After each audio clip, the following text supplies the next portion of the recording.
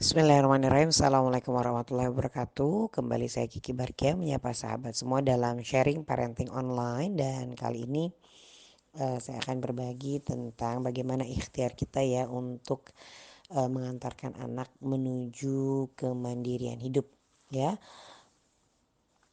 Uh, kita sebagai orang tua pasti ya merasakan ada masa-masa di mana anak-anak masih berusia kecil ini akan menyita waktu kita, menguras tenaga kita, bahkan terkadang mengaduk emosi dan menguji kesabaran kita, terutama pada saat mereka ini masih membutuhkan banyak bantuan kita, gitu ya. Nah, saat kita masih berada pada fase orang tua muda seperti ini, pasti kita akan menjalani situasi yang penuh kerepotan ya. Dan kita sangat berharap anak-anak kelak bisa tumbuh menjadi anak yang mandiri, bisa menyelesaikan persoalannya sendiri dan tidak akan merepotkan lagi gitu ya. Bahkan alangkah bersyukurnya jika hari ini kita menjadi seorang yang orang tua senior yang anak-anaknya sudah besar, kita melihat anak-anak kita sudah bisa mandiri di atas kakinya sendiri, bahkan justru memberikan bantuan gitu ya dalam kehidupan kita sebagai orang tua. Tapi ternyata tidak semua orang tua juga bisa melihat pemandangan indah itu di hari tua ya. Bahkan ada orang tua yang justru masih terus merasa mendapatkan kerepotan dari anak-anak meskipun anak-anak sudah tumbuh dewasa, sudah berumah tangga gitu ya. Bahkan kerepotannya sudah lebih meningkat karena sejalan dengan meningkat usia anak-anak tuh kan kompleksitas permasalahan yang ditimbulkan juga semakin meningkat.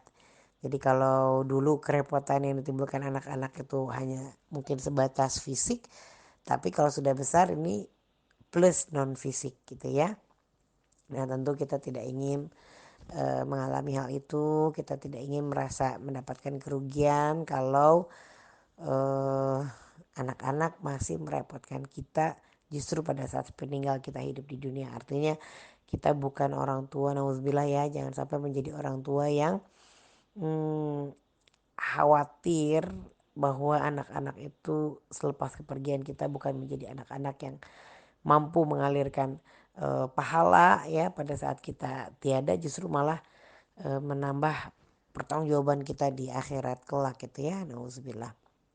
Nah, tentu kita tidak mengharapkan hal ini terjadi. Kita ingin anak-anak bisa tumbuh menjadi anak yang mandiri gitu ya. Bahkan kita berharap bisa merasakan bakti mereka tidak hanya di dunia tapi juga di akhirat. Nah, eh, kemandirian tuh tidak dicapai tiba-tiba gitu ya. Tidak ujuk-ujuk langsung tumbuh jadi mandiri. Karena buktinya banyak juga orang-orang yang sudah berusia dewasa masih jauh dari kemandirian hidup ya. Nah ini adalah adalah sesuatu yang memang harus kita ikhtiarkan ya untuk kita wujudkan. Nah banyak yang sudah besar anak-anak itu, orang tua tuh merasa menyesal karena ternyata ketidakmandiriannya itu berawal dari ketidakmandirian pada tahapan-tahapan kecil pada saat mereka masih anak-anak ya. Karena mungkin kita lalai untuk memperhatikan hal-hal kecil dalam setiap perkembangan mereka. Maka di sharing online kali ini saya ingin membahas tentang aspek-aspek kemandirian apa saja yang memang perlu kita perhatikan di setiap tahapan usia supaya itu bisa menjadi anak tangga menuju kemandirian hidup di masa yang akan datang. Nah, sekarang banyak nih ya fenomena anak-anak yang secara fisik ini cepat besar tapi kemudian lambat mencapai kedewasaan. Nah, salah satunya pasti dipengaruhi oleh pola asuh yang tidak memperhatikan aspek-aspek kemandirian. Nah, seharusnya memperhatikan aspek-aspek kemandirian ini adalah tugas orang tua ya. Tapi hari ini malah menjadi materi-materi yang ditawarkan di dalam paket-paket lengkap lembaga bernama sekolah gitu ya. Karena mungkin ada banyak hal yang bergeser yang seharusnya secara natural itu ada di dalam pengasuhan. Kemudian dibuatlah beragam simulasi-simulasi di dalam sekolah. Makin hebat tawaran program-program yang mengasah hal ini, biasanya harga sekolah pun semakin mahal. Nah, sekali lagi saya ingin tekankan bahwa kemandirian hidup di masa yang akan datang ini juga perlu kita awali dengan tahapan anak tangga sedikit demi sedikit ya. Bahkan mulai dari anak-anak berusia batita. Jadi apa sih yang kita inginkan kemandirian dari seorang anak batita? Ya tentulah ya, anak batita nggak bisa ujuk-ujuk tiba-tiba makan sendiri, mandi sendiri. Kita mulai dari hal yang sederhana. Mereka punya target mandiri dalam mengungkapkan dan menyatakan kebutuhan dirinya saja. Jadi misalnya dia belum bisa ngambil makanan sendiri, tapi dia sudah bisa bilang pengen makan. Jadi tidak teriak-teriak tantrum lalu kita menebak-nebak apa yang dia inginkan. Nah itu perlu kita latih. Jadi aspek kemandirian pertama pada saat usia dini ini ya sebatas kemandirian dalam mengungkapkan dan menyatakan kebutuhan dirinya saja. Supaya orang dewasa di sekitarnya itu dapat lebih mudah untuk membantu memenuhi kebutuhannya. Nah ini kita mulai latih anak-anak pada saat sudah bisa diajak komunikasi. Misalnya nangis, tantrum, apa sih mau apa? Ternyata dia haus, ngajari oh ini minum. Walaupun belum bisa, lama kelamaan dia ngerti oh ini minum. Atau ajak anak tunjuk pakai gesturnya. Gitu. Pokoknya tetap berkomunikasi dengan cara yang dia bisa untuk secara mandiri mengungkapkan atau menyatakan kebutuhan dirinya. Ya, misalnya kita bisa ngajarin kata-kata kunci lah yang berkaitan dengan kebutuhan. Bantu supaya anak bisa melabeli kebutuhannya sehingga tidak tantrum, tidak menangis, ya. Pada saat mereka merasa tidak nyaman atau belum terpenuhi keinginannya. Nah, biasanya ada anak-anak yang memang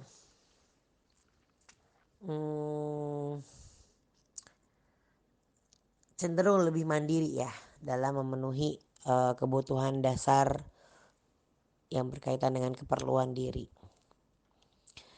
Tapi memang ada juga tipe-tipe anak yang memang cenderung manja.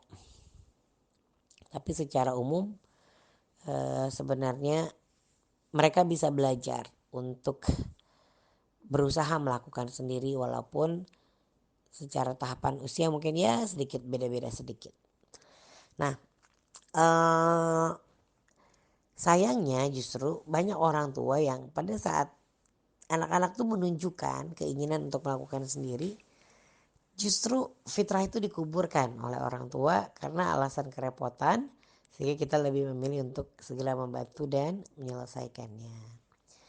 Nah makanya perlu menyambut benih-benih kemandirian seorang anak itu dengan melepaskan bantuan sedikit demi sedikit dan memfasilitasi keinginannya untuk mandiri.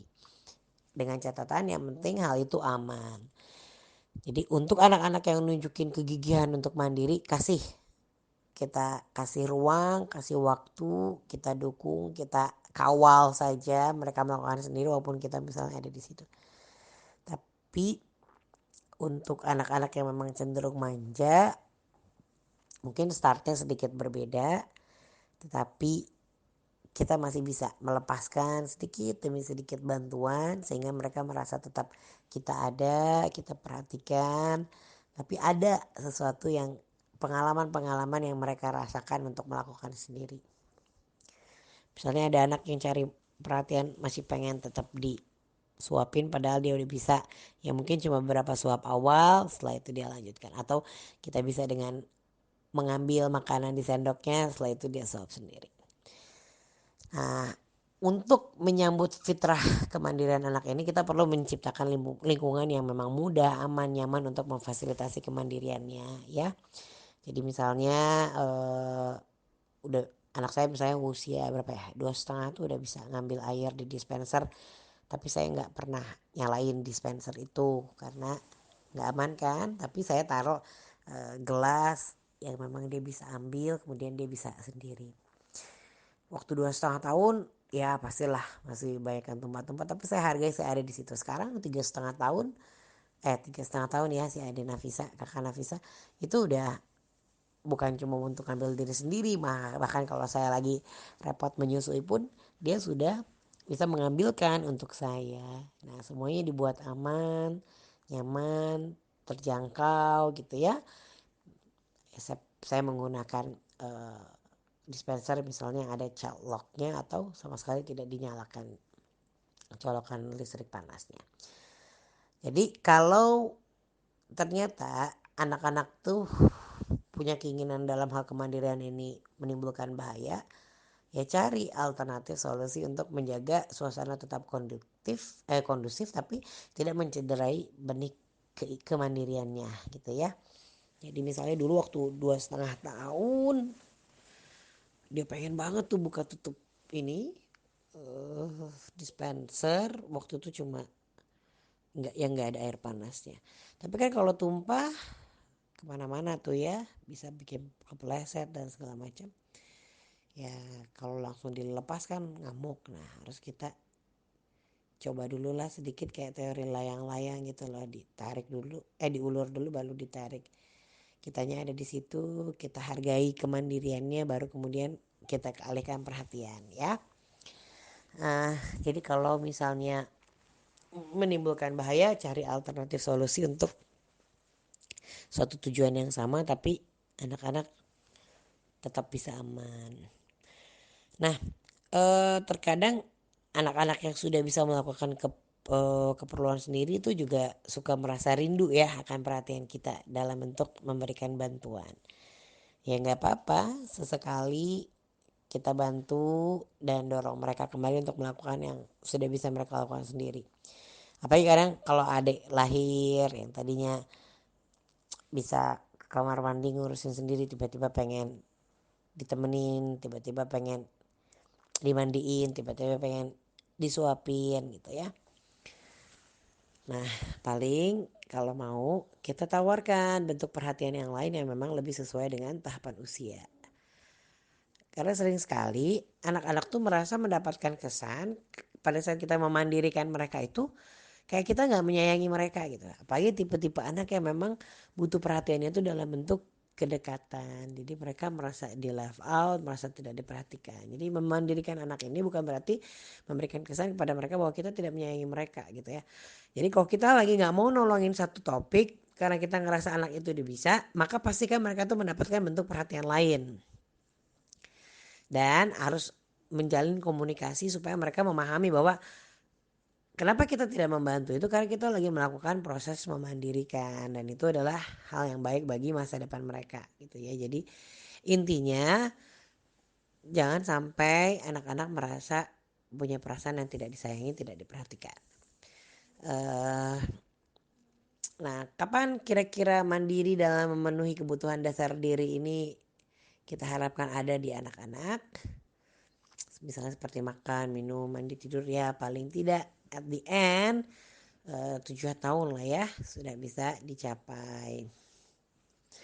Jadi startnya beda-beda karena tipe anak beda-beda. Ada yang mungkin 3 tahun udah menunjukkan bibit-bibit kemandirian yang sangat kuat gitu ya.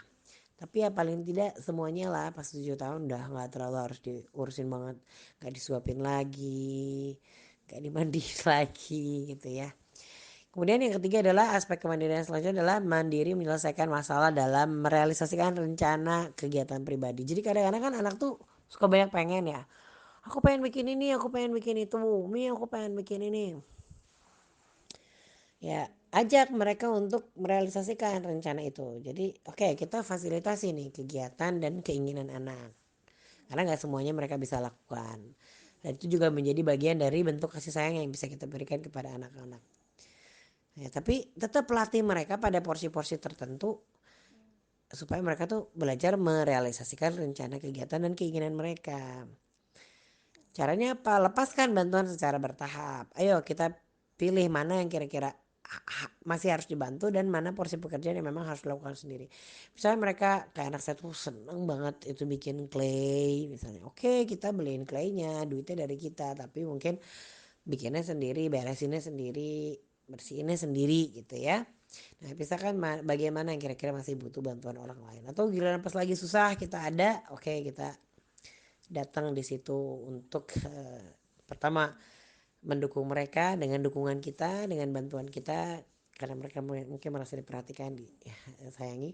Kedua, membuat mereka bisa keluar lah dari tantangan gangguan yang sedikit menyulitkan sehingga kemudian mereka bisa start lagi.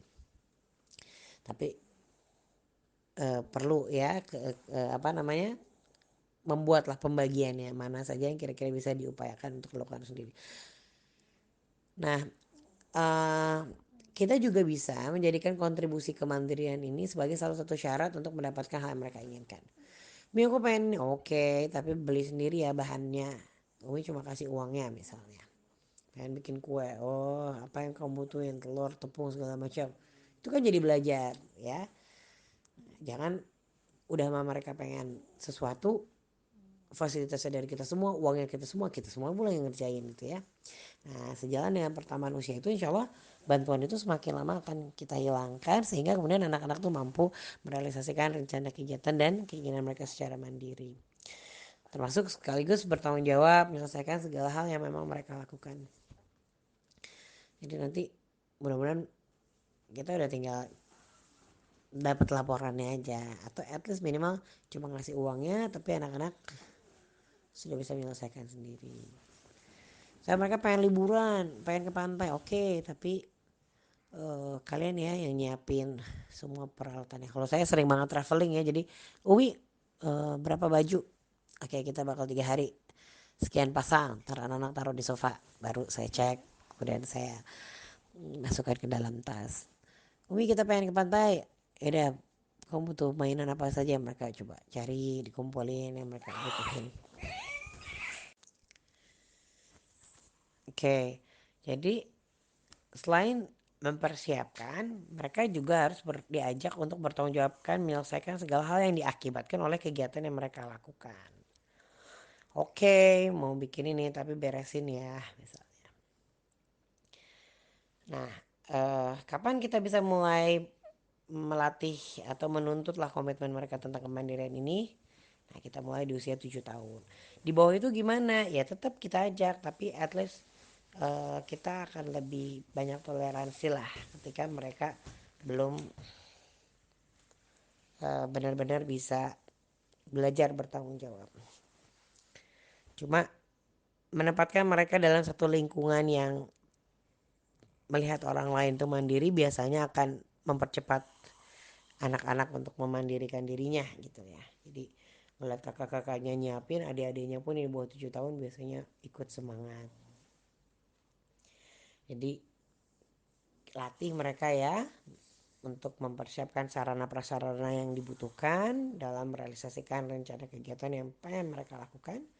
Dan latih juga untuk membereskan dampak yang ditimbulkan dari kegiatan yang memang mereka lakukan. Ya, salah satunya misalnya mengembalikan semua sarana prasarana yang digunakan pada kondisi semula. Atau kalau misalnya itu susah, butuh bantuan orang dewasa, butuh bantuan bibi, butuh bantuan kita, at least mereka terlibat saja pengalaman untuk bertanggung jawab itu. Pengalaman untuk bertanggung jawab itu. Kemudian kemandirian yang selanjutnya adalah mandiri menyelesaikan konflik sosial. Jadi anak-anak tuh kan misalnya sering bertengkar, sering punya masalah. Kalau waktu bayi umur 1 tahun, 1,5 tahun tuh masih lucu ya. Tapi begitu udah 2 tahun tuh nggak lucu lagi. Udah mulai bisa berantem sama kakaknya. Tapi kan pada satu usia batita kita masih harus lebih banyak ada di situ, nenangin, ngalihin, ada yang nangis gitu ya. Ngalihin anak yang bertengkar, mendamaikan, melerai. Tapi nanti ada usia tertentu anak-anak itu hmm, sudah bisa kita ajak untuk mandiri menyelesaikan konflik sosial mereka tanpa kita turun duluan gitu ya. Memang pada saat usia anak bertambah ini interaksi sosialnya juga lebih luas. Dan pada saat yang bersamaan kompleksitas masalah mereka juga semakin bertambah gitu ya. Dan kalau lingkungan sosial mereka semakin luas, kadang kita juga tidak melihat secara langsung konflik sosial yang terjadi di antara mereka, misalnya dengan temannya. Kalau kecil kan mungkin kita lihat ya secara langsung konflik sosial yang terjadi, sehingga kita bisa membantu mengarahkan, menyelesaikan permasalahan sosial yang dialami sama anak-anak. Eh, tapi anak-anak juga biasanya sih, karena konflik itu biasanya berulang dan arahan serupa itu biasanya kita berikan terus, anak-anak juga lama-kelamaan akan belajar menyelesaikan masalah sosialnya sendiri. Nah, pada saat mereka punya konflik sosial di luar, otomatis kan kita nggak lihat langsung, kita harus memiliki kepercayaan lah kepada anak-anak bahwa apa yang dikatakan adalah informasi yang benar, dan kemudian mendorong mereka untuk menyelesaikan konflik sosialnya dengan lingkungan luar. Nah, jadi kita juga harus kasih kepercayaan kepada mereka bahwa mereka tuh bisa menyelesaikan konflik sosial yang mereka alami tanpa campur tangan kita. Jadi jangan sampai anak ibu berantem sama temennya, justru malah orang tuanya yang heboh, dan orang tuanya justru malah ikutan jadi berantem. Ini kan sering sekali terjadi. Dan anak perlu dikasih ruang, waktu, dan kepercayaan bahwa mereka tuh bisa menyelesaikan konflik sosial sendiri. Ya tentunya kita perlu lihat kapan gitu ya bantuan orang dewasa atau sosok kita tuh perlu hadir di dalam masalah itu. Kalau misalnya dia sangat banyak mudorotnya dan kita nggak benar-benar bisa diselesaikan sama anak-anak, ya kita juga perlu ada ya, perlu hadir, at least misalnya memberikan gambaran atau saran lah yang bisa dilakukan sama anak-anak kita. um, yang utama sebenarnya kita juga perlu ya membekali anak-anak itu dengan keteladanan dan pemahaman akan nilai-nilai dan norma sosial. Kita juga perlu terus intensif mengarahkan perilaku anak-anak dengan memberi mereka masukan, tapi tetap beri kesempatan supaya mereka itu bisa menyelesaikan konfliknya sendiri. Jadi kalau mereka belum punya ide untuk nyelesain, mungkin kita bisa kasih saran, tapi ajak mereka untuk nyelesain sendiri dengan saran yang kita berikan.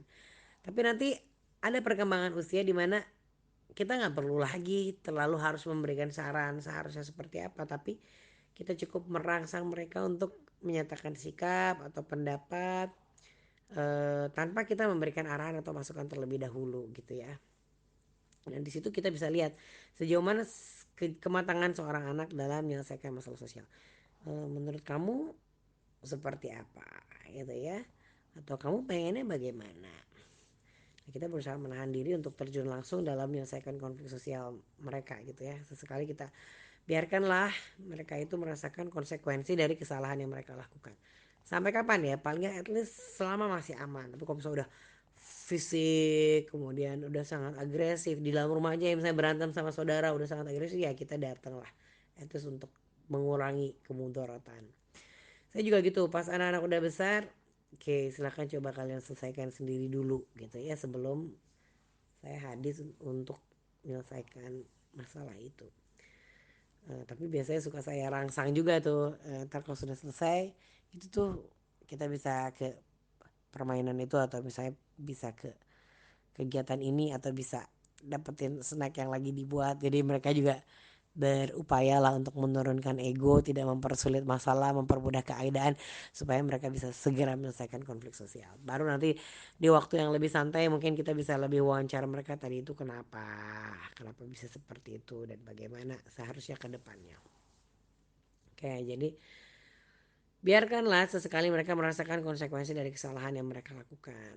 Soalnya dengan itu mereka akan mendapatkan pelajaran dari pengalamannya ya, supaya nanti ke depannya mereka lebih bijaksana lah dalam menyelesaikan masalah. Kapan latihan ini bisa dimulai? Ya, pada saat 7 tahun ya, saat anak mulai masuk ke fase sosiosentris. Di bawah itu kita akan lebih banyak membantu, memberikan saran, atau langsung secara aktif gitu betul-betul menyelesaikan konflik itu. Terutama pada hal-hal yang akan sangat memungkinkan tambah mudorot. Jadi udah ngeliat saya balita kita berantem kira-kira berebut mainan, kan nggak bisa kita cuma nonton lihat ntar udah keburu letak peletuk toto lempar isinya kayu kan repot. Jadi kita harus segera beraksi lah supaya meminimalisir kemudaratan. Bahkan makanya pas anak-anak main tuh kadang kita perlu ada gitu di situ, karena kalau kitanya sibuk yang lain tuh kecenderungannya tuh akan lebih mudah gitu untuk punya konflik sosial. Tapi ketika misalnya kita ada, biasanya langsung cepat bisa kita antisipasi. Apa awalnya gara-gara saling ledek lah, saling ini dan itu, biasanya step segera supaya masalahnya nggak tambah melebar ya. Terus kemudian yang selanjutnya adalah hmm, mandiri dalam mengelola waktu dan menjalankan rutinitas harian yang produktif ya. Ini sering sekali jadi permasalahan emak-emak. Saya sendiri juga masih ada beberapa tahapan anak-anak yang memang masih terus harus diingatkan, tapi ada juga beberapa yang mungkin sudah lebih bisa dilepas dalam range-range waktu tertentu dengan target-targetan yang kita sepakati. Tapi intinya ya kita harus mendorong lah supaya anak-anak itu pada akhirnya bisa mengelola waktu dan menjalankan rutinitas harian yang produktif tanpa di-drive lagi oleh orang tua. Kayak memang mengingatkan anak akan tugas harian ini memang bagian dari pengasuhan ya, tapi kalau sampai besar harus seperti itu kan kita pasti bakal merasa kesal. Jadi anak-anak emang harus kita latih untuk memimpin dirinya dalam melakukan aktivitas yang memang sudah menjadi rutinitas kita bertahun-tahun ya. Makanya kita perlu melatih kepemimpinan mereka itu, salah satunya adalah dalam melaksanakan kegiatan harian sedari kecil. Memang pada saat usia mereka masih kecil, ini keteraturan dalam menjalankan rutinitas harian itu kan masih dikendalikan oleh perintah orang tua. Jadi kapan mereka mandi, kapan mereka makan, mungkin kita masih lebih banyak dominan untuk mengarahkan. Tapi paling tidak mereka belajar tentang hal-hal apa saja sih yang harus dilakukan dalam keseharian gitu ya. Oh, ada mandi, ada makan pagi, ada olahraga, ada belajar, ada bantu orang tua, ada apalah, eh, anak-anak belajar. Oh, ada sholat, ada ngaji gitu ya. Dan biasanya mereka juga belajar dengan melihat kebiasaan orang lain.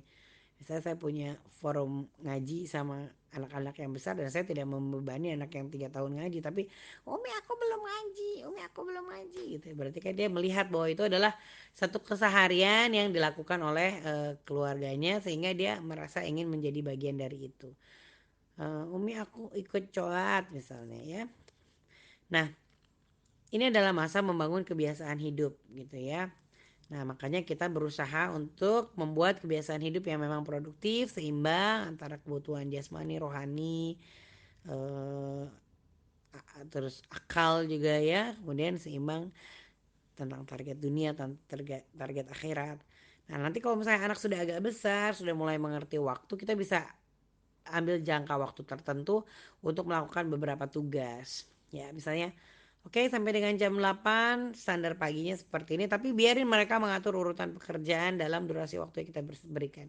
Kalau saya biasanya cek cek cek cek cek, Sidik sudah ini, Sofia sudah ini, sudah ini, sudah Mi, sudah Mi, sudah Mi. Oke, yang belum belum Mi, ya silakan. Jadi itu dalam range waktu tertentu, tapi urutannya terserah mereka. Nah, kenapa? Supaya melatih inisiatif mereka dalam melakukan kegiatan dalam jangka waktu tertentu. Nanti kalau misalnya udah agak besar, durasi waktu evaluasinya tuh udah bisa kita lebar. Ya walaupun kadang kita pengen gemes, tapi berusaha kita kasih uh, kesempatan lah mereka untuk memimpin dirinya. Saya misalnya waktu homeschooling yang AA yang udah besar tuh udah tinggal dikasih tugas dalam satu hari itu kamu harus apa yang dipelajari, target apa yang disetor atau uh, apa namanya, slot-slot waktunya terserah dia, yang penting at the end of the day dia sudah bisa menunjukkan hasil-hasil aktivitasnya gitu loh. Nah,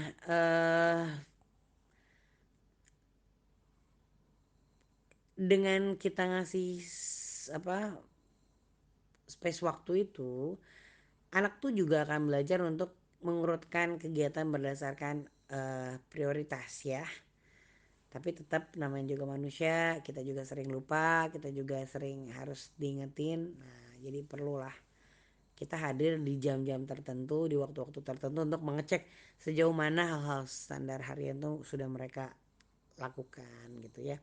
Jadi harapannya kalau sudah agak besar, sudah balik, mereka sudah tahu yang jadi target keseharian, jadi tidak perlu banyak mengingatkan lagi. Kenapa saya nggak bilang nggak perlu diingatin lagi, karena kita aja sebagai orang tua yang sudah besar masih sering harus membutuhkan saling mengingatkan ya, karena kita sering mungkin terlewatkan. Tapi makin padat jadwal kita itu biasanya kita makin produktif dan makin berusaha untuk mengejar target-target dalam range-range waktu tertentu gitu ya, karena pekerjaan yang satu sudah menunggu. Kalau kita meleset dari satu range waktu ini, otomatis kita akan merapel beberapa pekerjaan dalam satu waktu. Oke, makanya kita perlu diskusi ini ya. Kita, latihan ini kan kita kasih ke anak-anak yang 7 tahun ya. Kita perlu diskusi rutinitas apa yang mau kita bangun. Oke, sampai dengan sebelum jam 8 pagi atau misalnya sampai dengan sebelum jam 7 pagi kamu sudah ini gitu ya. Kalau anaknya sekolah berarti rutinitas pulang sekolah tuh kan apa, rutinitas sebelum tidur tuh apa. Tapi namanya manusia kan tetap harus diingetin waktu. Nah, tinggal misalnya kita pengumuman ya, waktu menunjukkan pukul, siapa yang belum menyelesaikan tugasnya. Atau misalnya kita pakai ancang-ancang, waktu menunjukkan sekian, sebentar lagi, berapa menit lagi kita akan harus menuju pada apa gitu ya, standar selanjutnya. Kayak perlahan berproses, nanti kita tinggal evaluasi apakah rutinitas sepanjang hari itu sudah mereka lakukan. Nah, kalau saya biasanya agak sedikit dirangsang dengan reward, sehingga kalau ada anak-anak yang nggak menyelesaikan targetnya ya dia nggak bisa dapat rewardnya. Tapi karena bakal berantem kalau nggak dapat reward itu, misalnya reward tonton bersama, ya saya buat supaya beberapa jam sebelum reward itu ada ya saya ingetin lagi kamu sudah sampai mana gitu ya, sehingga kita dorong lah pas terakhir akhirnya mereka nyelesain semua tugas itu dan bisa mendapatkan reward bersama-sama. Oke, terus kemandirian yang kita bangun selanjutnya adalah mandiri dalam belajar, dalam menuntut ilmu dan menguasai keterampilan tertentu ya. Memang kita sering ngos-ngosan, kadang juga putus asa pada saat membimbing anak-anak tuh belajar di waktu kecil gitu ya. Padahal sebenarnya setiap anak itu pembelajar sejati, mereka dibekali fitrah untuk belajar dan bernalar. Eh, Tinggal bagaimana kemudian secara bertahap kita melatih anak-anak tuh untuk bisa belajar dan menguasai keterampilan secara lebih mandiri.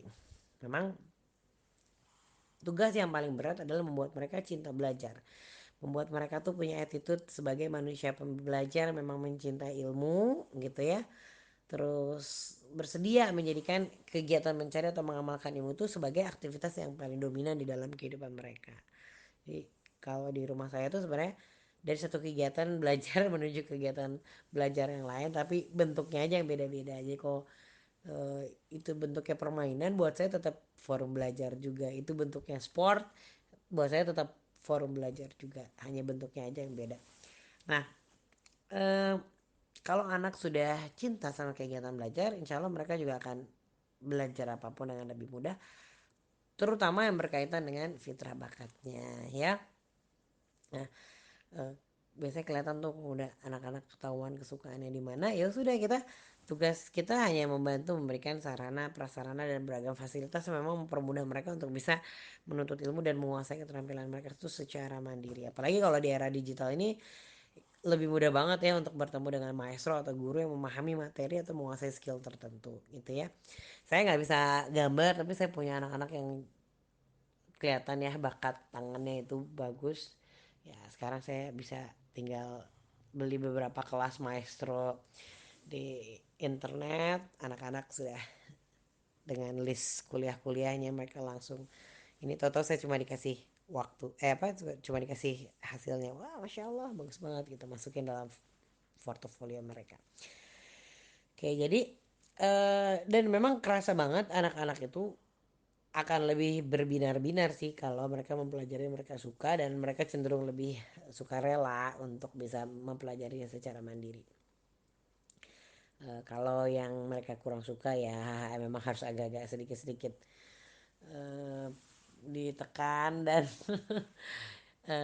ya mau nggak mau diciptakanlah supaya pada akhirnya mereka melaksanakan itu walaupun mereka kurang suka. Karena kita hidup di negara yang ada hukum, ada sistem, mau nggak mau kita harus ikut menjalani beberapa hal walaupun kita nggak suka. Oke, kita perlu dorong ya memanfaatkan dorong anak-anak tuh supaya memanfaatkan sebanyak-banyaknya peluang menuntut ilmu gitu ya. Bahkan tiba-tiba di luar lagi ada apa ya mungkin kita berhenti sejenak supaya eh, forum belajar itu nggak hilang. Kita lari keluar, kita lihat apa ada fenomena apa buat mempelajari sesuatu ya nggak apa-apa, it's okay. Di jalan, di museum, di tempat wisata, cari sebanyak-banyak peluang untuk menuntut ilmu. Dan sehingga mereka merasa lah bahwa nafas sehari-hari itu salah satunya adalah menuntut ilmu, dan kegiatan belajar itu tidak hanya dilakukan di bangku sekolah saja gitu ya. Nah, biasanya latihan kemandirian belajar ini mulai terasa efektif kalau misalnya anak-anak tuh sudah tuntas baca tulis ya, punya daya tangkap yang baik terhadap isi bacaan pelajaran. Jadi udah enak tuh kalau sudah seperti itu. Bang, kamu baca ini ya bang, nanti kita diskusi bang. Baca ini kerjain sendiri. Baik kalau anaknya jago bahasa, kita bisa kasih resource yang memang kalau di internet tuh kan kaya dalam bentuk bahasa Inggris ya. Jadi saya tuh terbantu sekali karena anak-anak pada jago bahasa Inggrisnya. Jadi kemampuan untuk otodidak itu lebih mudah terasa karena mereka tinggal akses, tinggal baca, tinggal dengar gitu ya. Jadi ada banyak hal yang mereka justru tahu tapi saya nggak bisa justru, atau ada banyak hal yang mereka tahu tapi saya nggak tahu gitu, bahkan saya nggak ngerti karena memang yang dirangsang adalah mereka bisa belajar sendiri. Bahkan anak-anak di usia tertentu sudah bisa ngajar saya gitu, saking saya tuh krik krik krik krik apaan sih gitu. Nah, kayak jadi tentu perlu tahapan, perlu berproses, apalagi kalau misalnya rumpun ilmunya makin banyak ya. Eh, Oke, itu tentang mandiri belajar. Hmm, saya pribadi memang agak ngos-ngosan tuh kalau anak-anak masih di tahapan yang memang dia belum selesai misalnya baca tulisnya, otomatis kita masih harus lebih intens di sana membacakan. Tapi saya sendiri merasakan bahwa jangan sampai skill baca tulis itu menahan diri mereka untuk punya wawasan dan punya pola pikir yang jauh ke depan.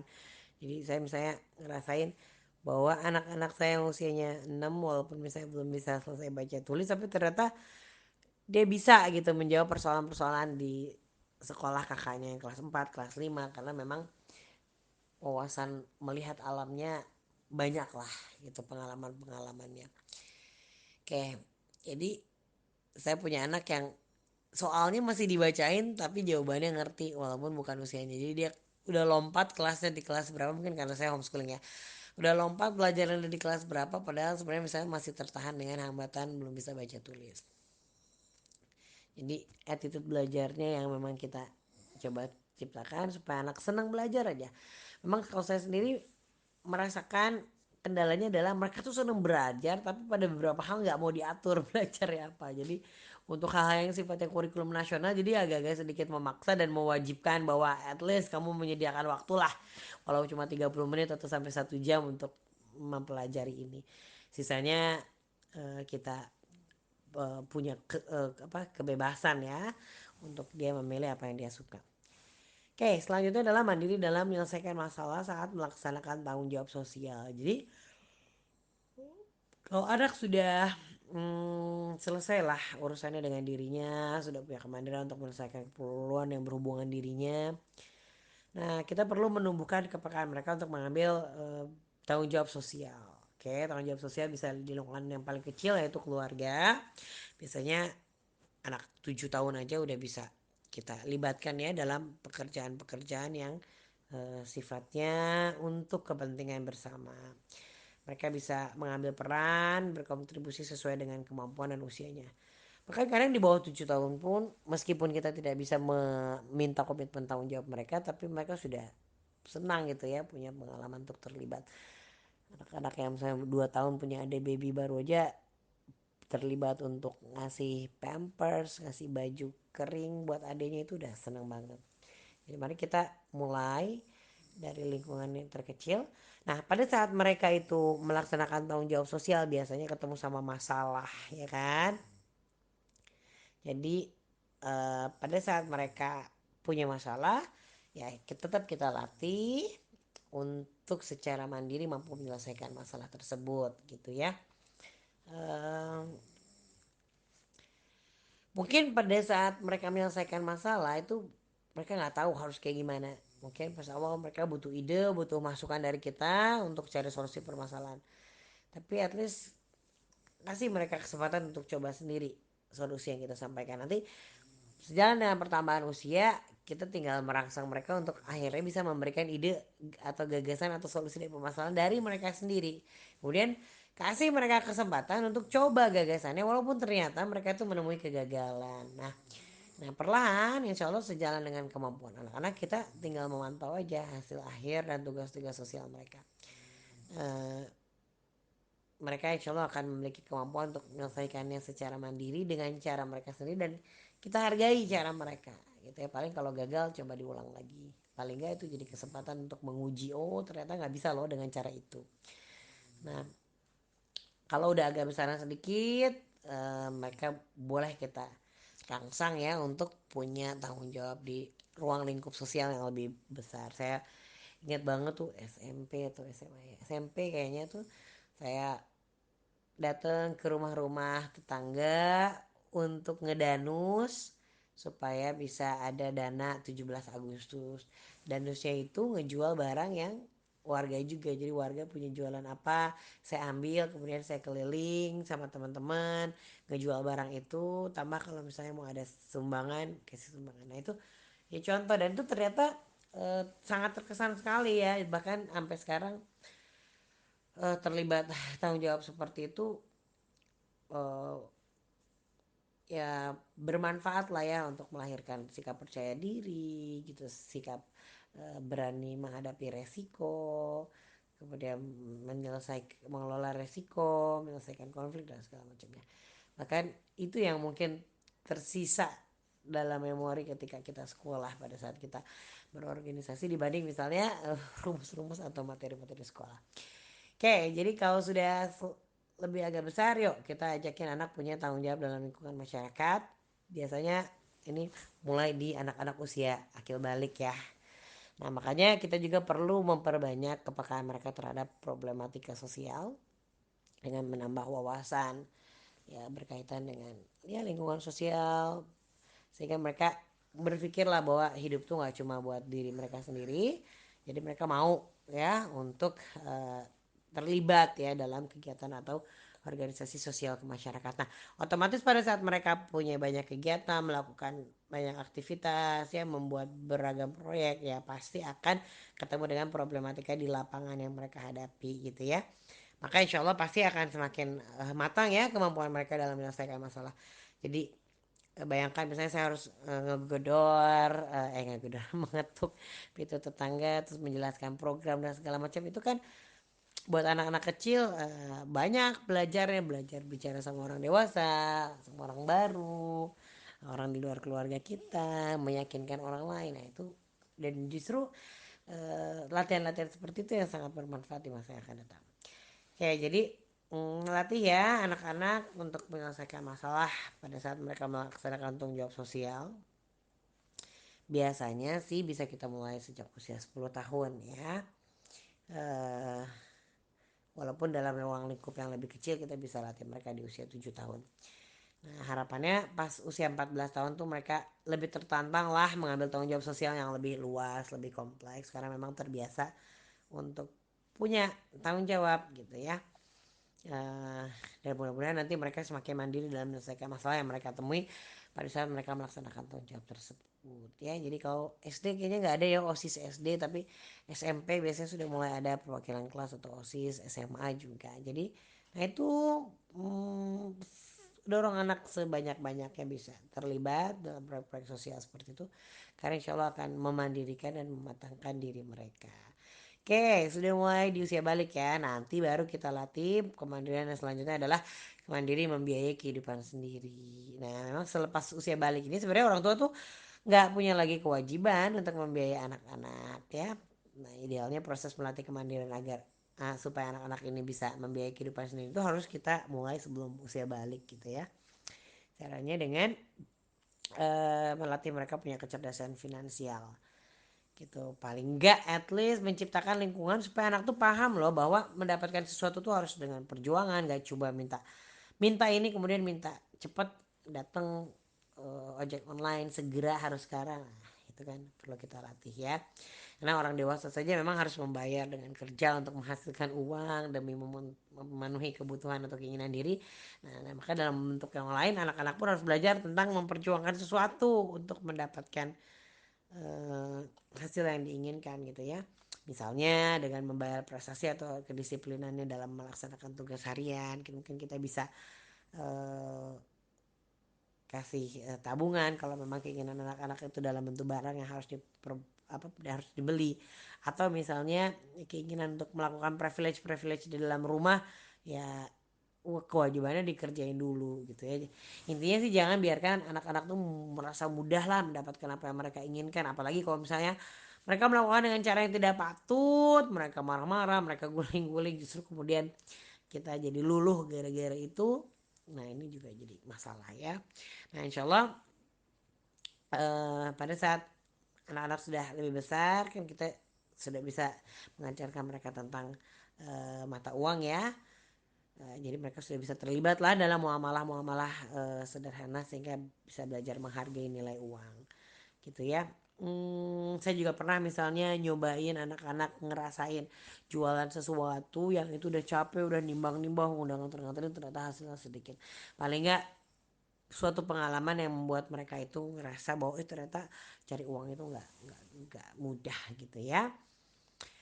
Nah kita juga bisa misalnya membayar tugas-tugas ekstra yang dilakukan sama anak-anak itu dengan memberikan uang tabungan. Jadi nanti uang tabungan itu yang mereka kelola, ya pengennya apa diambil dari uang tabungan. Umi aku lagi pengen beli ini, boleh sih tapi dari uang tabungan sendiri ya misalnya. Nah walaupun mereka punya uang tabungan, tapi mereka juga tetap harus kita latih ya untuk bertanggung jawab dan bijaksana dalam penggunaannya. Nah pada usia tertentu mereka kan nggak bisa benar-benar kita sepenuhnya lepas. Saya juga pernah tuh ada anak saya punya berapa ratus ribu waktu itu ya, sisa dari uang sakunya udah agak besar, kemudian saya ajakin dia lah, saya pengen tahu seberapa besar dia bisa mengolah keuangan. Dia ke toko alat tulis, dia suruh pilih, ternyata dasar emang habis juga gitu ya, karena seleranya rada-rada ini. Tapi saya pengen tahu aja. Udah setelah habis itu ya saya bahas gitu kan, kamu habiskan ini buat satu fungsi yang ini, padahal mungkin kita bisa beli sesuatu yang lain dengan fungsi yang gak jauh beda gitu ya deh. Tapi nggak apa-apa, jadi dia jadi punya pengalaman bahwa ya ternyata nabung segitu banyaknya satu hari habis cuma beli alat-alat tulis yang dia pengenin karena masalah keren atau mereknya. Ya nggak apa-apa, mereka belajar mengelola resiko ya, supaya next time kamu kalau mau belanja ya nggak perlu harus yang mahal, supaya masih punya spare uang untuk melakukan hal yang lain, membeli yang lain. Nah tapi kalau usia tertentu yang belum bisa benar-benar kita lepas ya memang tetap harus kita dampingin gitu ya. Walaupun uang itu milik mereka, eh, mereka harus apa ya, mengajukan proposal lah ya untuk membeli suatu barang yang mereka inginkan dari uang tabungan. Kalau mereka belum bisa bijak untuk memutuskan, jangan sampai ya udah terserah kamu mau beli apa, tapi ternyata barangnya nggak bisa kepake, atau ternyata tidak bermanfaat, atau ternyata uh, banyak mudaratnya. Makanya saya pernah misalnya ngajakin anak-anak usia berapa ya, waktu kecil-kecil ya, ke Dollar Tree waktu di Amerika. Kan cuma $1, oke jatahnya sekian dolar gitu ya. Tapi kita latih mereka untuk milih. Tapi pada saat milih itu masih harus diskusi sama kita. Pada saat kita diskusi, karena nanti kelihatan ini bermanfaat atau enggak, bagus atau enggak. Tapi ketika sudah agak besar kan mereka sudah bisa kita lebih lepas lah. Nah, jadi tadi mereka ajukan proposal untuk membeli suatu barang yang mereka inginkan dari uang tabungan mereka. Jadi pada saat berbelanja kita awasi, karena memang mereka belum pada usia yang sebenarnya bisa kita lepas untuk bermuamalah sendiri, tapi bisa kita libatkan untuk belajar bermuamalah. Oke, nanti insya Allah ya kalau dengan meningkat usia mereka juga semakin lebih bijaksana dalam berbelanja. eh, Mudah-mudahan mereka sudah bisa lebih kita berikan kepercayaan untuk bisa memilih ya. Kita harus berikan ruang-ruang kebebasan untuk mereka pilih, tapi dalam batasan yang mungkin tetap kita atur gitu ya. Eh, Nah, biasanya usia 12 tahun atau menjelang usia akil balik, mereka juga bisa kita libatkan dalam pekerjaan atau usaha mencari finansial keluarga. Misalnya kita punya eh, bisnis atau kita punya kantor yang ya bisa dia jadi asistennya. Jadi kasih mereka sedikit tugas dari pekerjaan kita supaya mereka merasa terlibat gitu ya dalam mencari finansial keluarga. Apalagi kalau misalnya dari pengalaman itu mereka kemudian jadi semakin ngerti lah susahnya cari uang dan semakin menghargai uang gitu ya. Nah, kita juga perlu menumbuhkan jiwa entrepreneurship dari anak-anak ini supaya mereka juga sedikit demi sedikit belajar mendapatkan pengalaman untuk menghasilkan uang sendiri dari hasil usahanya sehingga mereka tahu ternyata nggak mudah loh cari uang itu gitu ya. Syukur-syukur kalau memang ternyata bakat eh, entrepreneurshipnya bagus ya kita bisa mendorong anak-anak tuh untuk punya usaha sendiri gitu ya atau pekerjaan yang kira-kira menghasilkan uang sehingga nanti dia bisa membiayai kuliahnya sendiri gitu ya. uh, saya punya anak sebenarnya yang memang kecenderungannya pengennya manja gitu ya, tapi kebetulan dia punya role model suami saya yang sejak kuliah itu membiayai dirinya sendiri gitu. Jadi itu jadi inspirasi lah ya buat anak-anak untuk mulai berpikir kamu punya skill yang at least ngerasain bisa punya uang sendiri, syukur-syukur kalau ternyata bisa membantu membiayai kebutuhan sekolahnya sendiri. Oke, atau kalau misalnya nggak sampai bisa seperti itu, at least minimal kita membiayai kebutuhan dasar hidupnya aja. Jadi kalau misalnya mereka mau jajan lebih dari itu, maka mereka harus cari uang sendiri gitu ya. Saya waktu SMA, dari SMA ya saya jualan makanan, jualan sarapan itu ya karena saya pengen punya uang ekstra yang saya bisa cari sendiri gitu ya. Nah baru habis itu kita ajakin mereka untuk kita dorong mereka untuk mandiri dalam merintis dan membiayai keluarga baru yang dibangunnya ya. Ya soalnya banyak banget kasus di mana ketidakmandirian anak ini berlanjut sampai anak-anak kita tuh sudah masuk ke gerbang pernikahan ya. Bahkan banyak ya kasus pernikahan yang kemudian jadi mudah bercerai gara-gara anak-anak tuh tidak disiapkan untuk mengambil tanggung jawab sebagai suami, istri atau orang tua gitu ya. Ada juga kasus-kasus di mana mereka sudah berkeluarga tapi kemudian masih bergantung dengan orang tua dalam hal finansial dan uh, masih bergantung dalam memecahkan masalah gitu ya. Nah, bisa jadi uh, fenomena ini terjadi juga gara-gara kesalahan orang tua yang berawal dari ketidaktegaan kita gitu ya untuk melepas anak itu mengarungi kehidupan yang mereka bangun gitu ya. Soalnya banyak sekali orang tua yang sudah senior itu kan sudah lapang. Dia tuh lupa bahwa mereka tuh pernah menjalani proses yang memang tidak mudah dalam merintis keluarga. Tapi karena sekarang lagi lapang duit cadangannya banyak juga jadi kayaknya pengen sesegera aja gitu membantu. Karena nggak mau ngelihat anak-anak tuh merintis berproses gitu ya. Jadi pada saat anak-anak merintis keluarga ini dalam kondisi yang masih sempit itu rasa tidak tega itu muncul dan kemudian mendorong orang tua ini untuk banyak memberikan bantuan gitu ya. Padahal eh, sebuah keluarga itu bisa meraih kelapangan, kestabilan dalam kehidupan rumah tangga, bahkan merasakan kebahagiaan itu justru ketika mereka melalui berbagai problematika dalam merintis rumah tangga gitu. Nah, kalau mereka sudah bisa sampai seperti itu, berdiri di atas kaki sendiri, nyelesain masalah sendiri, pasti akan menciptakan rasa bahagia yang luar biasa gitu lah, karena mampu melewati permasalahan. Nah, otomatis proses itu bakal melahirkan kematangan jiwa dari orang tua atau anak kita ya, orang tua muda ya, atau anak-anak yang sudah berkeluarga ini. Nah, makanya perlu agak sedikit menitipkan saja pada Allah, sedikit raja tega, biarin anak tuh menjalankan proses secara alamiah dalam merintis rumah tangga. Jadi Biarinlah mereka itu sejenak merasakan sulit, sempit, pahit, selama hal itu nggak mengganggu ketaatan kepada Allah gitu ya. Berikan bantuan kalau memang perlu dibantu tuh betul-betul pada hal yang memang sepatutnya untuk dibantu. Kalau misalnya dirasa tanpa bantuan tersebut kira-kira akan menimbulkan lebih banyak kemudorotan. Misalnya gini, orang tuanya udah kaya banget terus anak tuh pengen merintis lah punya rumah sendiri. Daripada dia riba sama bank, mungkin dia bisa uh, bantu ya, yang bisa dibantu sama orang tua mungkin. Tapi anak tetap diajak untuk mencicil membayar hutang misalnya. Nah, jadi perlu lebih banyak lah memberikan kepercayaan untuk menyelesaikan masalah ya. Tinggal kita kemudian memperkuat doa supaya Allah tuh menjaga, melindungi anak-anak kita tuh dalam keadaan apapun yang mereka temui gitu ya. Jadi kita perlu meniatkan bahwa sikap pembiaran yang kita lakukan ini justru bagian dari proses pendidikan untuk mendewasakan mereka. Bukan kemudian kita nggak peduli, kita nggak sayang. Justru karena kita sayang, kita membiarkan anak-anak belajar untuk merintis keluarganya. Jangan sebentar-sebentar ditolong, sebentar-sebentar dibeliin, sebentar-sebentar disiapin, sebentar-sebentar ya diselesaikan dengan orang permasalahan permasalahan diselesaikan dengan orang tuanya. Oke, kemudian apakah kita sudah cukup bahagia ketika melihat anak-anak kita sudah mapan dalam kehidupannya, sudah nggak minta uang lagi, sudah bisa membangun keluarga?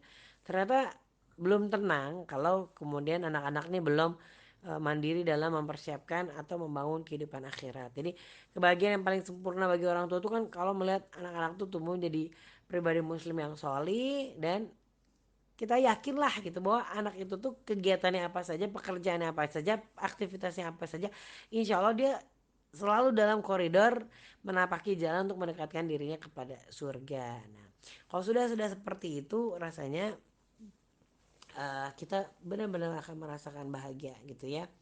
Sebab kesuksesan apapun di dunia tanpa kehidupan agama yang baik tuh nggak akan memberikan kebahagiaan dan ketenangan kepada orang tua yang mungkin akan meninggalkan dahulu anak-anak mereka. Jadi kebayang gak sih kita misalnya sudah tua terus kita rasanya mungkin semakin dekat dengan kematian tapi kita belum melihat anak-anak menunjukkan satu sikap yang memang siap gitu untuk benar-benar ditinggalkan tanpa pengawasan kita dan disitulah kita akan merasa tenang, bahagia kalau ngelihat anak-anak tuh sudah mandiri lah dalam mempersiapkan atau membangun kehidupan akhirat. Nggak akan kemana-mana, semua aktivitasnya anak-anak itu selalu dalam rangka kebaikan dan menambah pundi-pundi amal soleh. Itu pasti akan bahagia sekali ya.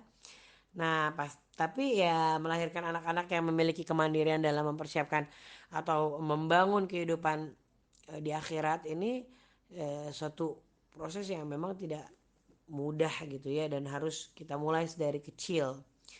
Eh, Sehingga pas di hari tua tuh kita betul-betul lah tinggal mempersiapkan perkara akhirat kita nggak diwarnai dengan kecemasan atau kesibukan kita mengingatkan anak-anak tentang perkara akhirat gitu ya. Eh, Makanya dari awal ya upaya-upaya pendidikan agama untuk mengenalkan Allah dalam jiwa anak-anak itu memang harus dari kecil kita lakukan. Sedemikian hingga mereka tuh tahu lah hal-hal apa saja sih yang Allah inginkan terhadap diri mereka dalam menjalankan peran manusia gitu ya dalam kehidupan. Kita juga perlu mengenalkan Rasulullah pada sejak kecil supaya mereka tahu ya bagaimana cara terbaik mengejawantahkan perintah Allah terhadap manusia. Kita perlu mendorong menumbuhkan perasaan cinta kepada Allah dalam melaksanakan ibadah sehingga ada atau tidak ada perintah kita dalam melaksanakan ibadah mereka tuh akan tetap terus menjalankannya. Memang itu butuh proses ya. Misalnya anak-anak juga kalau dalam satu lingkungan pesantren dengan segala macam amal yaumian begitu keluar kan butuh latihan untuk menciptakan suasana itu dari dalam diri. Tapi teruslah kita berikhtiar supaya ada atau nggak ada kita, ada atau nggak ada sistem anak-anak tuh tetap beramal soleh, tetap berfasabiqul khairat, tetap berusaha menambah pundi-pundi amal solim, pundi-pundi pahala dalam setiap nafasnya, dalam setiap detiknya gitu ya. Makanya kita perlu menanamkan cita-cita tertinggi dalam jiwa mereka itu untuk kebahagiaan di akhirat kelak, bukan cuma masalah dunia saja gitu ya. Baru kemudian eh, apa namanya, insya Allah lah ya, kalau mereka sudah berikhtiar mengejar akhirat, dunia juga akan mengikuti mereka gitu. Itu yang harus kita tanamkan ke anak-anak. Atau kalau misalnya mereka itu sedang melakukan kebaikan yang ya yang nampak di dunia, ya kita juga perlu mengkaitkan itu dengan nilai-nilai ukhrawi dari setiap apa yang mereka lakukan gitu ya. Ya walaupun itu sederhana. Nah, jadi kalau amal soleh ini sudah menjadi kebiasaan yang dilakukan oleh anak-anak, mudah-mudahan nanti pas kita udah tua, kita udah nggak ada, anak-anaknya bisa tetap terus ya mandiri, mempersiapkan dan membangun kehidupan akhiratnya walaupun kita udah nggak ada ya. Baik, selanjutnya adalah beberapa prinsip yang mungkin bisa kita anut ya sebagai orang tua dalam membangun jiwa kemandirian anak-anak. Yang pertama adalah tujuan ya, pahami dan pegang rata-rata tujuan akhir. Kenapa sih kita ingin memandirikan anak-anak? Karena sering sekali kita terjebak dengan rutinitas yang padat, membuat kita lebih mudah untuk memberikan jalan pintas,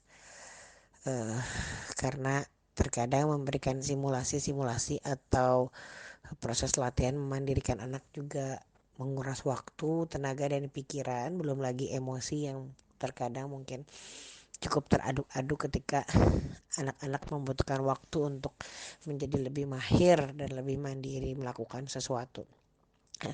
Dengan mengingat tujuan akhir, insya Allah kita bisa lebih istiqomah ya menjalani lika-liku perjuangan memandirikan anak-anak. Terutama karena di dalam Al-Quran Allah juga sudah menyatakan gitu ya, melarang kita untuk meninggalkan generasi yang lemah. Dalam surat An-Nisa ayat 9 ya, dan hendaklah takut kepada Allah orang-orang yang seandainya meninggalkan di belakang mereka anak-anak yang lemah, yang mereka khawatir terhadap kesejahteraan mereka. Oleh sebab itu hendaklah mereka bertakwa kepada Allah dan hendaklah mereka mengucapkan perkataan yang benar. Nah, kemudian yang selanjutnya adalah pelajari tahapan perkembangan dan usia anak ya. Jadi yang kedua adalah tahapan. Tolong kita perhatikan tahapannya supaya apa? Supaya lebih bijaksana dalam mengatur target-target kemandirian dalam setiap fase kehidupan anak-anak. Nah, terkadang antara anak satu dengan yang lain tuh punya kecepatan waktu yang berbeda dalam meraih sebuah proses kemandirian gitu ya. Ada memang anak-anak yang terakhir lebih mandiri, tapi biasanya mereka juga lebih susah untuk digoyahkan prinsip kemauannya. Tapi memang ada anak-anak yang lain yang cenderung lebih nurut, tapi satu sisi mereka lebih manja. Nah, saat kita menjalani proses itu, kita juga perlu yakin bahwa proses yang kita lakukan ini insya Allah akan berbuah. Ya, walaupun mungkin hari ini masih belum bisa terasa hasilnya, masih membutuhkan kesabaran dalam melakukan berulang-ulang kali perintah dan nasihat kepada anak-anak tentang masalah ini. Nah, nanti dalam pelaksanaannya kita sering sekali menemukan anak itu menghadapi satu masalah yang membuat dia mundur dari belajar untuk mandiri melakukan sesuatu. Maka prinsip yang ketiga adalah tuntun. Jadi kemandirian ini bisa diperoleh ketika seseorang itu mengetahui cara untuk melakukan sesuatu. Jadi gimana mereka bisa kita tuntut menjadi mandiri kalau mereka sendiri tidak tahu cara melakukannya. Maka sebagai orang tua itu jangan sampai kita tuh hanya memberikan target akhir tanpa kemudian membimbing atau menuntun mereka untuk mengetahui cara untuk mencapainya. Jadi tuntunlah anak supaya mereka mengetahui ya manfaat dari sesuatu.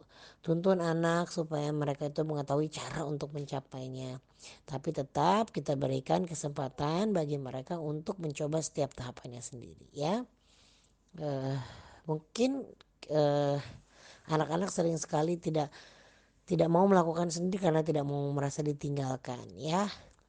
Jadi kita mungkin bisa tetap ada di situ mendukungnya, melihatnya, tapi kemudian menuntun mereka untuk melakukan sendiri. Jadi mereka tetap merasa diperhatikan, tapi kita juga tetap bisa memberikan latihan bagi mereka untuk melakukannya sendiri. Ya, kemudian yang selanjutnya adalah training ya. Jadi supaya anak itu mahir melakukan sesuatu secara mandiri, maka anak-anak perlu latihan ya, perlu training. Nah pada saat training ini berlangsung, pasti wajar ya ketika anak kita melakukan beragam kesalahan berulang-ulang atau masih jauh dari kemampuan. Maka tetaplah istiqomah untuk melatih mereka sampai mereka tuh mampu melakukan sesuatu dengan lebih mandiri. Syukur-syukur kalau kemudian nanti ke depannya betul-betul atas inisiatif sendiri. Jadi kan kadang gini, anak sudah bisa melakukan sendiri tetapi masih di drive oleh kita secara waktu, masih diingatkan, masih ditumbuhkan inisiatifnya. Tapi mudah-mudahan nanti dengan habits yang terbangun, anak-anak lama-kelamaan akan ngerti tugasnya mereka harus ngapain dan mampu melakukan hal itu sendiri tanpa harus banyak diperintah oleh kita. Nah, kemudian yang selanjutnya adalah terjangkau. Jadi supaya anak itu bisa melakukan segala sesuatu dengan mandiri, anak-anak itu membutuhkan lingkungan yang memang terjangkau. Jadi kadang bukan mereka nggak mau, bukan mereka itu nggak mau mencoba, tapi memang tidak didukung lingkungannya untuk mereka bisa berani mencoba, atau tidak dibuat satu lingkungan yang membuat mereka mungkin untuk pada akhirnya bisa melakukan sendiri. Maka lengkapi gitu ya fasilitas di rumah ini supaya anak-anak kecil itu dapat melakukan tugasnya secara mandiri ya. Bagaimana kita menciptakan lingkungan yang membuat lebih mudah, lebih terjangkau agar anak-anak itu bisa melakukan sendiri. Nah, kenapa? Soalnya kalau kita memberikan tugas di luar jangkauan mereka, ini sering sekali membuat anak-anak itu frustasi. Nah, kalau sudah frustasi justru mereka jadi enggan untuk melakukan sesuatu secara mandiri di kemudian hari. Nah, tapi kalau misalnya kita berhasil membuat mereka itu melaksanakan tugas-tugas kecil, mereka tuh akan bangga. Dan itu akan memotivasi mereka untuk siap mendapatkan tugas yang lebih kompleks di masa yang akan datang ya. Kemudian yang selanjutnya adalah tugas ya. Seringkali para orang tua ini cerewet, marah-marah, berulang kali mengingatkan anak terhadap suatu persoalan, tetapi mereka lupa menyadarkan anak untuk mengetahui secara detail tugas-tugas mereka. Ya, kita bisa uh, memberikan mereka tugas atau menyepakati beberapa hal kapan tugas itu berdeadline di pos-pos waktu mana mereka harus mengerjakan itu. Nah, jadi buat anak-anak lebih paham ya secara detail tugas-tugas harian mereka. Nah, kita diskusi itu tugas tersebut harus dilakukan dalam jangka waktu yang seperti apa gitu ya. Sehingga kita nanti cukup mengingatkan saja sejauh mana mereka sudah melakukan tugas-tugas yang memang disepakati bersama. Jadi misalnya kita bikin standar-standar ya, pagi hari itu harus ngapain, deadline-nya kapan, siang hari itu harus ngapain, deadline-nya kapan, sore hari harus ngapain, deadline-nya kapan, malam sebelum tidur itu sudah harus selesai apa ya, nanti tinggal kita ingatkan. Yang selanjutnya adalah target ya. Jadi kehidupan ini akan lebih bersemangat, lebih produktif kalau kita punya target.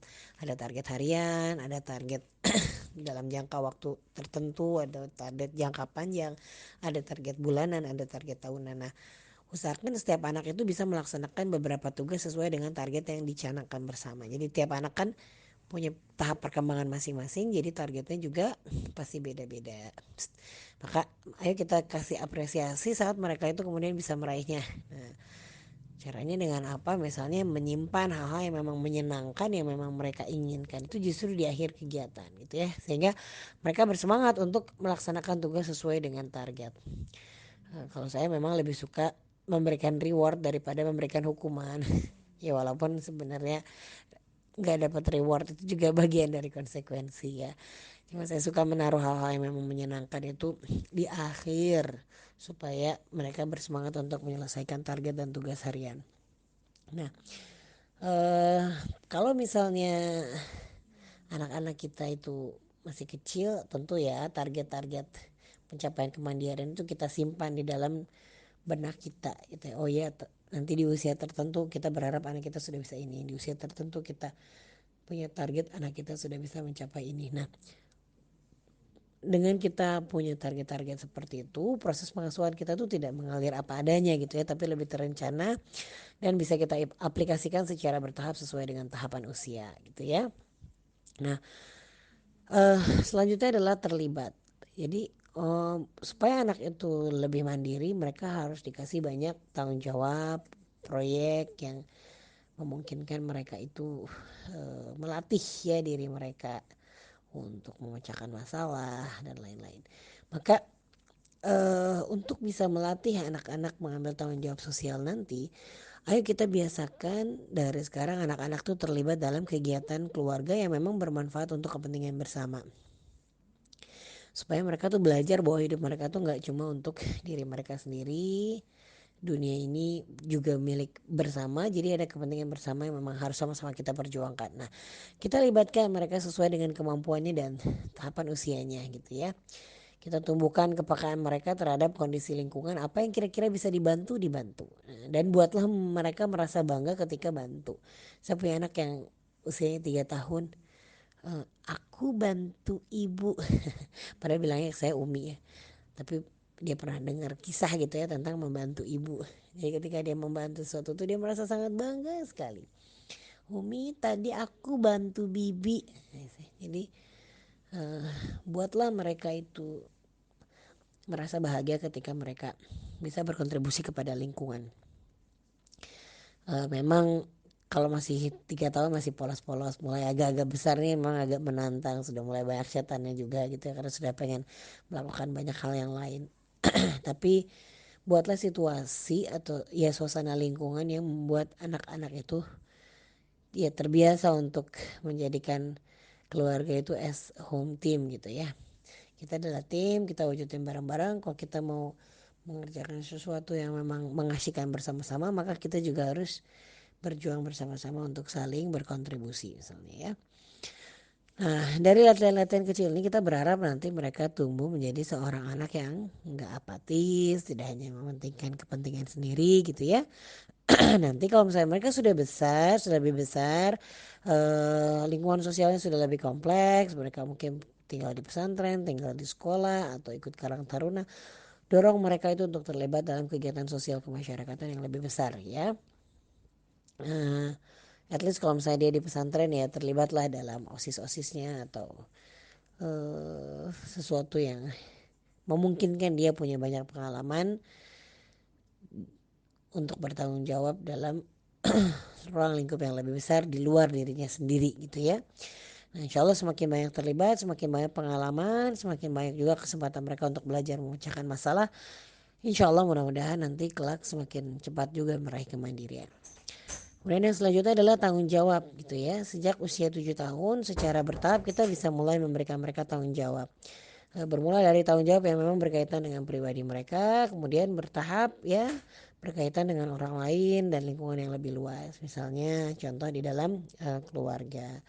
Ya at least lah untuk kebutuhan dasar yang 7 tahun sudah tidak banyak kita bantu lagi. Maka ada masa-masa kita menstimulus mereka untuk mencoba ya. Biasanya usia-usia 5 itu kita rangsang untuk bisa melakukan banyak hal yang berkaitan dengan dirinya. Termasuk misalnya masalah istinja, toharoh dan segala macamnya. Oke, nah biasanya anak-anak yang tumbuh dalam pengasuhan banyak anak ini punya banyak kesempatan untuk belajar bertanggung jawab karena dia melihat kerepotan orang tua mengasuh anak banyak, jadi mau tidak mau, suka atau tidak suka, dia akan help each other, helps parent gitu ya. Mereka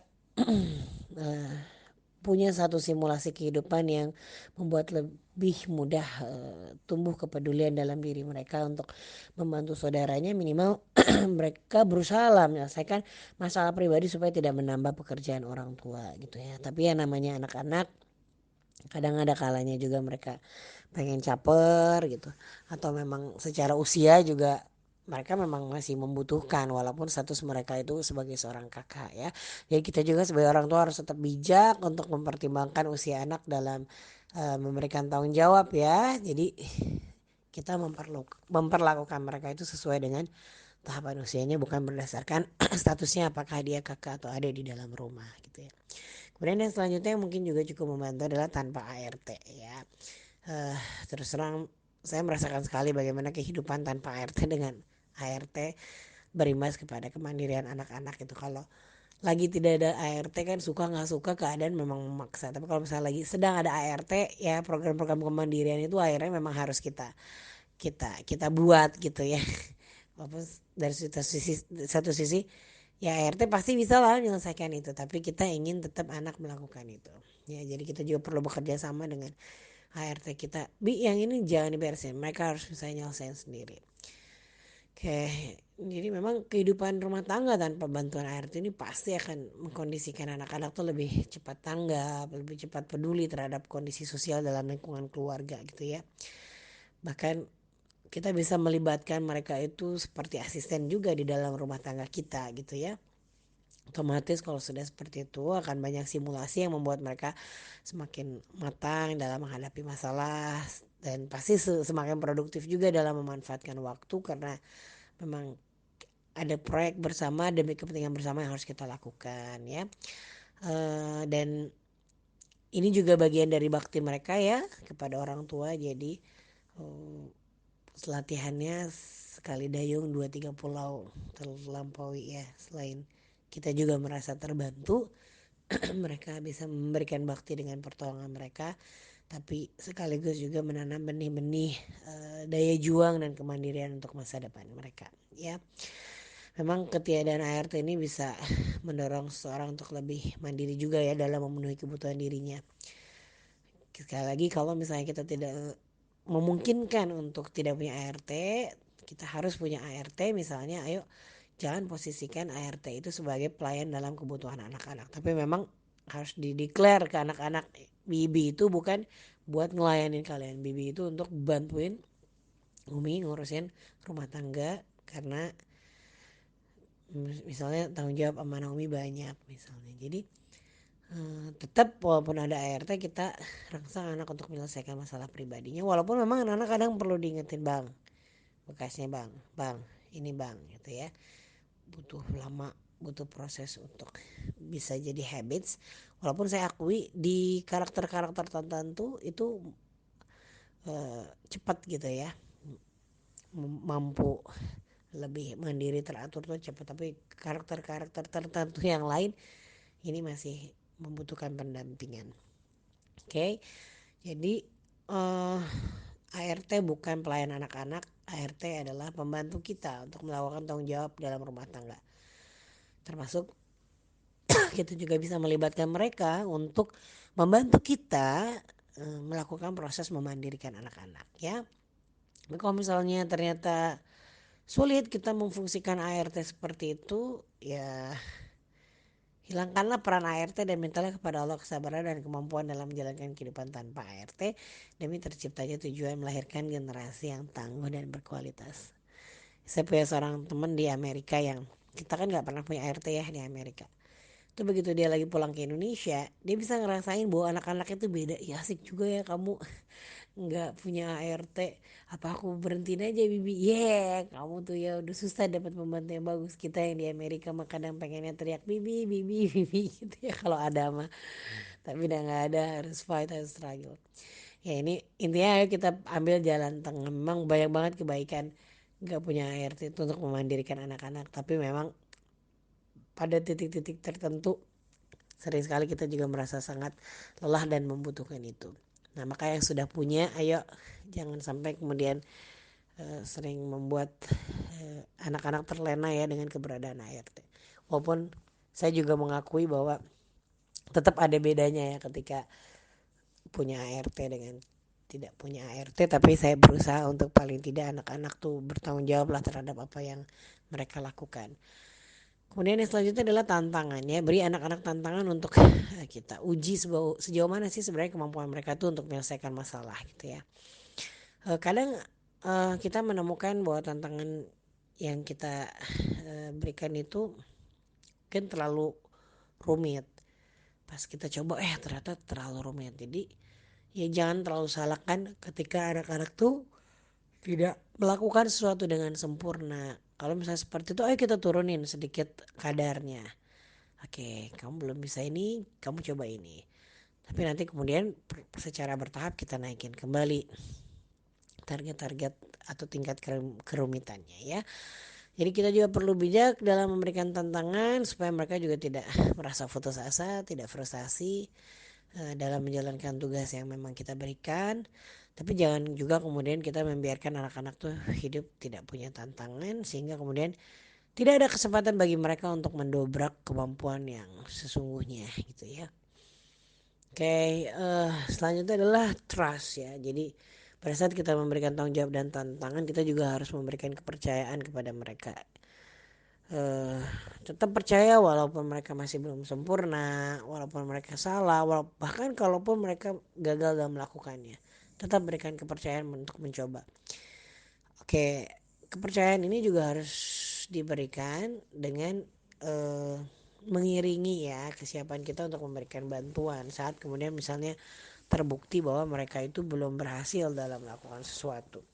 Jadi jangan sampai kita ngasih tantangan pada kita sendiri mungkin nggak bisa juga ngerjain itu. Oke. Dan jangan juga kemudian meninggalkan mereka begitu saja ketika mereka misalnya merasakan ketidakberhasilan atau keberhasilan yang tertunda. Karena ini akan mempengaruhi kepercayaan diri mereka gitu ya. Jadi kita harus membuat bahwa mereka harus percaya tentang kemampuan mereka. Caranya dengan kepercayaan yang kita berikan sama mereka. Jadi gimana mereka mau percaya diri kalau orang tuanya aja sudah nggak percaya lagi, dan bagaimana mereka bisa berharap orang lain percaya kalau orang yang terdekat yaitu orang tuanya saja tidak bisa percaya gitu ya. Nah, insya Allah kepercayaan ini akan memberikan ruang buat anak-anak untuk mencoba terus sejauh mana sebenarnya batas maksimal kemampuan yang memang dimiliki oleh anak-anak. Oke, dan selanjutnya adalah dalam kondisi tertentu memang kita harus mempertebal rasa tega kita gitu ya. Pada saat anak merasakan kesusahan, kesulitan, kepayahan, dan proses untuk kemudian belajar mandiri, memang kadang timbul perasaan yang tidak tega gitu ya dalam diri orang tua yang membuat kita tuh ingin segera mungkin menolong mereka keluar dari masalah. Nah, jadi punya perasaan tega membiarkan anak menjalani proses dalam merintis sesuatu itu adalah hal yang memang dibutuhkan gitu ya untuk memandirikan seorang anak. Nah, tapi perlu kita bedakan antara perasaan tega dengan kekejaman. Kalau kekejaman itu kita tidak mengukur kelayakan, tidak mengukur kepatutan, tidak mengukur kemampuan anak dalam bertanggung jawab. Nah, tapi kalau perasaan tega itu insya Allah akan lebih terukur ya. Jadi kita yakin bahwa anak kita mampu, tapi kita kemudian menegaskan gitu ya untuk membiarkan mereka menjalani proses tersebut. Meskipun kita di kita dibekali Allah kemampuan untuk menolong mereka. Sama seperti kupu-kupu yang sebenarnya kita bisa gitu ya ngebantu biar lebih cepat keluar dari kepompong, gak usah susah payah. Tapi hasilnya beda ketika dia betul-betul struggle untuk mengeluarkan tubuhnya sendiri dibanding kepompong yang disobek untuk mengeluarkan dirinya. Oke, takdir dan tarbiyah Allah gitu ya yang terakhir. Jadi ada proses belajar yang memang nggak bisa dikasih di sekolah atau lembaga pendidikan apapun yang dibuat manusia, termasuk juga tidak bisa diciptakan dalam pengasuhan di dalam keluarga gitu ya. Nah, namun sesungguhnya Allah ini melalui serangkaian takdir dan ketetapannya ini tengah memberikan sekolah kehidupan gitu ya bagi manusia dengan kurikulum khas Allah, kurikulum yang terbaik dalam kehidupan manusia. Nah, jadi ketika kita nggak sempurna, ketika kita nggak bisa mewujudkan itu, ayo kita minta terus sama Allah agar Allah kemudian menyempurnakan ya pendidikan yang kita berikan kepada anak-anak itu melalui serangkaian takdir dan tarbiyah langsung dari Allah. Saya juga lahir dengan ketidakmahiran untuk mengurus rumah tangga ya, sampai sekarang aja mungkin kalau diajakin lomba beres-beres sama ibu-ibu mungkin saya udah kebacot gitu ya. Tapi saya dihadapi pada takdir di mana saya sering sekali merantau ya, pada akhirnya kemudian terlatih walaupun secara bakat mungkin gak bisa diajak di challenge untuk dibandingin kerapihannya dengan tipe ibu-ibu yang memang sangat rapih gitu ya. Tapi paling tidak saya bisa mendobrak diri saya bahwa oh ternyata dalam keadaan tertentu terpaksa tidak ada lagi pilihan, ya ternyata bisa juga kita menjalaninya gitu ya. Makanya kalau saya sekarang kebetulan qadarullah lagi sakit dan kembali punya ART, tapi saya berusaha untuk menyiapkan diri ya kalau lagi nggak datang, nggak bisa datang juga kita nggak galau-galau amat gitu ya. Nah, jadi kurikulum Allah ini sudah dirancang lah untuk setiap manusia melalui kode dan kodarnya. Kalau kita mau memaknai itu sebagai bagian dari tarbiyah Allah kepada kita, insya Allah kita akan senantiasa memetik kebaikan dari apapun apa lesson plan yang Allah berikan ya melalui takdir kita. Oke, jadi